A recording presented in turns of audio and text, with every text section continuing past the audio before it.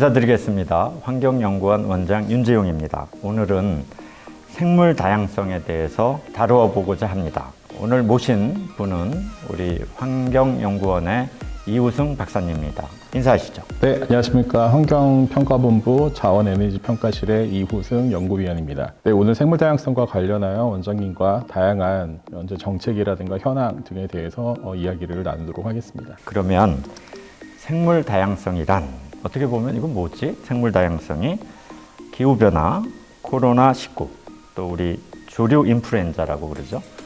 최근에 이제 탄소 중립, 재생에너지, 이렇게 환경과 관련된 다양한 주제들과 함께 생물 다양성 문제가 다뤄지고 있는데, 이게 도대체 생물 다양성이 무엇인가 하는 것들을 우리가 좀 알아보도록 하겠습니다. 일단 생물 다양성이 무엇이죠? 네, 생물 다양성이라고 하는 말은 참 많이 듣고 있는 용어입니다. 생물 다양성은 크게 생물종이 얼마나 다양한가를 본다라고 생각하시면 될 것 같은데요.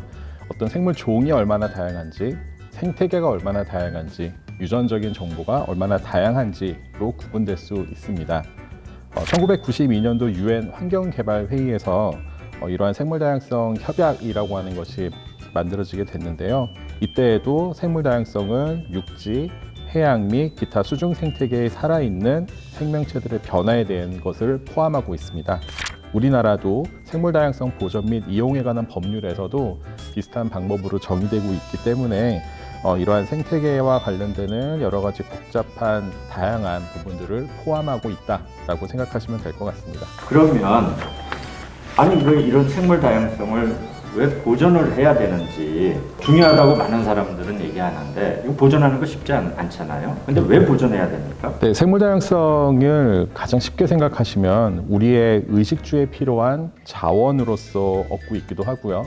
소위 저희 여행도 많이 다니고 하는데 그런 휴양과 여가를 즐기는데 필요한 부분이다라고 생각합니다. 또한 최근에 이제 반려동물이라고 해서 여러 가지 애완동물들도 많이 기르시고 계시는데 그에 따른 어떤 생각과 감정 등을 발전시킬 수가 있습니다.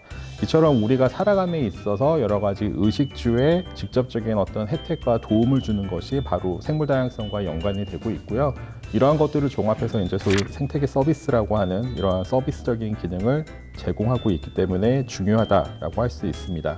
결국 이러한 중요한 것들이 없어지거나 줄어들거나 어떤 변화가 생긴다면 우리의 생활, 의식주에 영향을 받을 수 있기 때문에 중요하다라고 할 수 있습니다. 자, 그렇게 중요한 생물 다양성이 우리가 그러면 보존을 해야 되는데 국제사회에서는 도대체 제대로 노력을 하고 있는 건지 설명을 좀 부탁드리겠습니다. 당연히 우리나라뿐만이 아니고 국제사회 다른 국가에서들도 이러한 생물 자원, 그러니까 생물 다양성에 대한 중요성은 일찍이 논의가 되어 있었습니다. 앞서 말씀드렸던 1992년 리우에서의 지구 정상회담에서는 150개 정부가 참여하여 기후온난화와 개발 등에 따른 어떤 생태계의 서식 환경의 악화, 그리고 남핵 등의 영향에 따른 생물종과 생태계 파괴 등 지구 환경 문제에 대한 국제적인 협력을 노력하고자 약속을 했고요.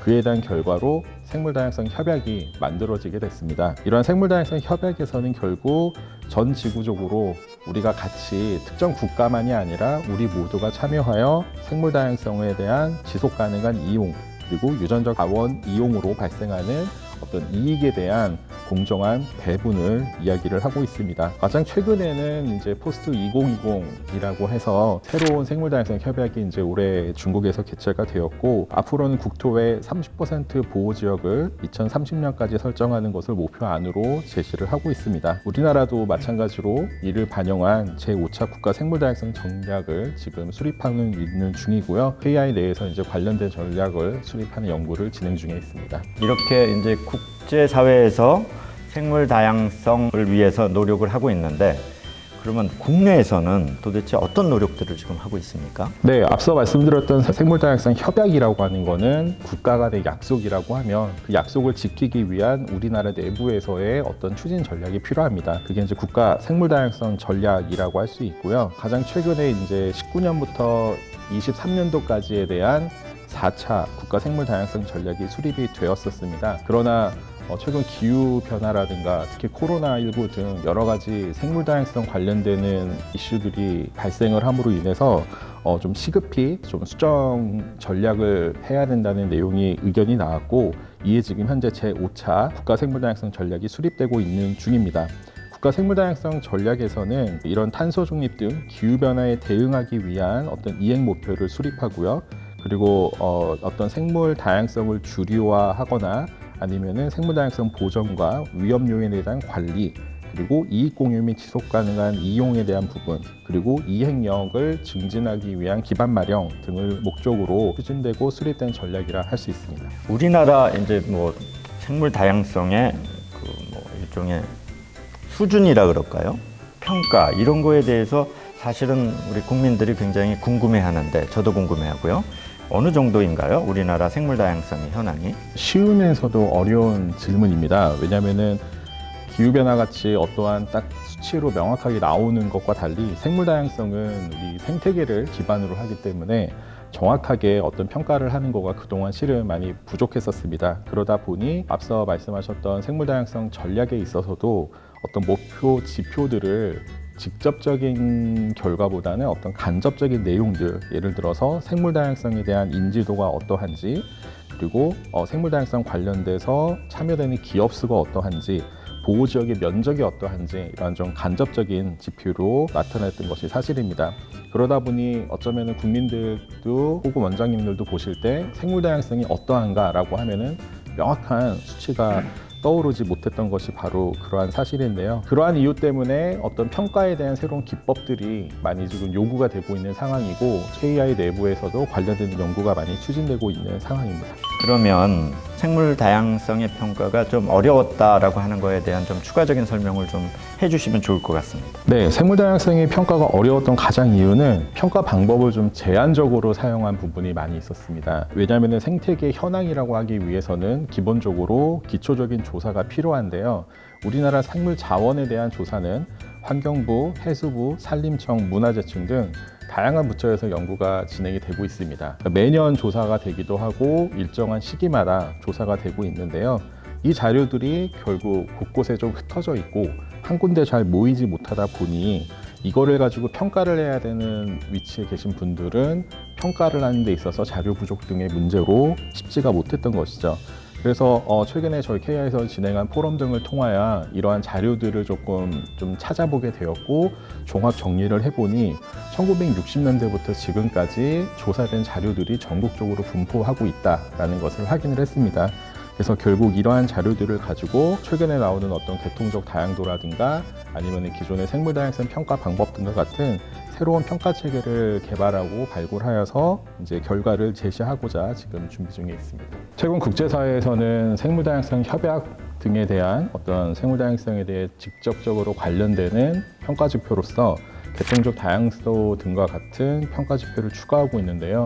국내에서도 좀 더 구체적인 평가 결과가 제시될 것으로 기대하고 있습니다. 계통적 다양도를 이용을 하여 생물 다양성 평가를 하면 그런 문제를 조금 해결할 수 있다, 이런 연구를 하시는 것 같은데 그 연구에 대한 좀 소개를 좀 해주시죠. 계통적 다양도라고 하는 부분은 최근에 이제 앞서 말씀드렸던 포스트 2020 생물 다양성 협약에서도 새로 도입된 평가 방법입니다. 소위 생명의 나무라고 해가지고 생물 종을 어떤 나뭇가지 형태로 나타내는 분류학에서의 가장 기본적인 연구 배경이라고 할 수 있습니다.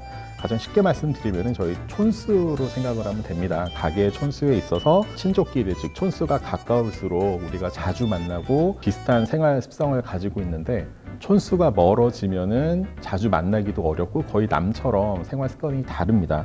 이처럼 생물의 계통도에서도 생물 종이 가까이에 있는 애들은 유사한 어떤 생태적 습성을 가진다면 멀리 있는 애들은 생태적 습성이 다르기 때문에 이러한 특징을 이용한 평가 방법이다라고 할 수 있습니다. 예를 들어서 저희가 산새가 6종이 있고 어떤 지역에서도 산새 3종과 물새 3종이 있었더라면은 그동안에는 똑같이 6종이라고 하는 생물종으로 우리가 판단을 했는데, 그거를 저희가 정성적으로 어느 지역에 산새고 물새인지를 나누었거든요. 이거를 저희가 계통도를 이용을 한다면, 계통적 다양도를 이용을 한다면 그 특성을 정량적으로 명확하게 나타낼 수 있기 때문에 생물 다양성 평가를 쉽게 할 수 있는 방법이다 있다라고 할 수 있습니다.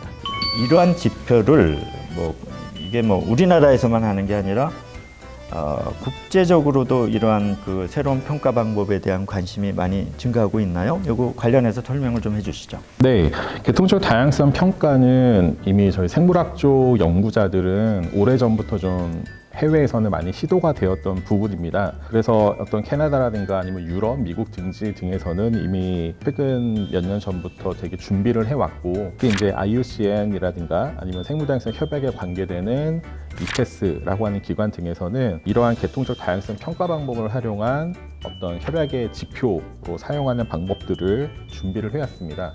저도 개인적으로 IUCN 내에 있는 이런 지표를 개발하는 TF에 참여를 해서 이제 어떤 정책적인 결과물이 나오기 전에 사전에 참여를 하여 어떤 좀 미리 준비하는 작업의 연구를 같이 진행을 하고 있습니다. 그래서 이 부분에 대한 계통적 다양성에 대한 평가는 지금 국제적으로도 많이 준비를 하고 있고, 아마 국내에서도 조만간 정책적으로 빨리 자리 잡아 운영에 준비해야 되는 단계다라고 말씀드릴 수 있습니다. 자, 지금까지는 생물 다양성이 무엇이고 왜 중요하고 이를 지키기 위한 국내외적인 노력에 대해서 이우승 박사님을 모시고 설명을 들었습니다. 2부에서는 생물 다양성과 코로나19와는 무슨 관련이 있고 또 기후 변화와는 무슨 관련이 있고, 그리고 최근에 또 우리 야생 그 생물 매개 질병들이 많지 않습니까? 메르스니 조류 독감이니 여러 가지 있는데 이런 것과는 어떤 관련성이 있고 기후 변화와는 어떤 관련성이 있는가 하는 것들을 살펴보도록 하겠습니다.